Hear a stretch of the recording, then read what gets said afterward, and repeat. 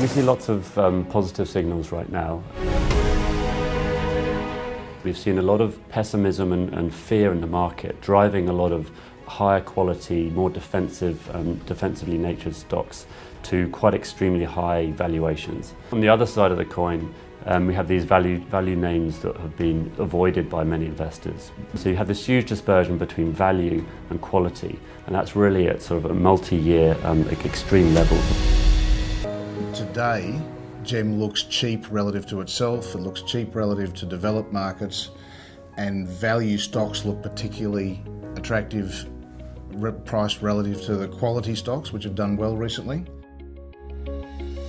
It's our best ideas, high conviction, value strategy that plays perfectly to both of those themes. Emotions and behavioral biases often lead to mispricing of securities, and we are subjected to the same biases. So we try to identify and manage these biases so we can exploit them in our investment process.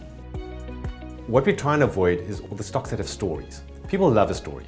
So whether it's a growth story or a quality story, therefore they put their biases into their stocks. And so they don't really look at the underlying value enough. The stocks that we're looking at are the stocks that people have forgotten, the stocks that are unloved. And so we're finding them when they've got a good sound story, if you look at the longer term, and yet they're very cheap. So the first stage, the idea generation, is when we spot a stock at the top of our value screen, we have to ask ourselves, is there any factor that makes the stock look cheaper than what it really is? The important questions we ask the companies we follow normally revolve around their long-term sustainable earnings. Our investment horizon is long. It takes time for our value ideas to play out.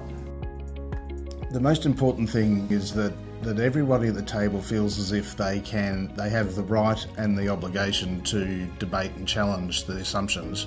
Rather than being a team of stars that are all operating on their own, we want to be a star team, and there's that very strong culture of teamwork, and we rely on each other and work together to get our best thinking on the table for clients and their portfolios.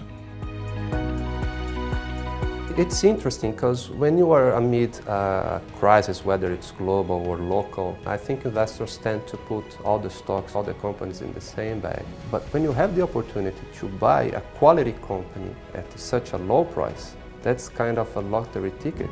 Investors probably were expecting some sort of disruption in the company business model. However, our findings didn't suggest that. The Brazilian market was going through a lot of disbelief, a lot of negative views, and Localiza was probably one of the first to rebound.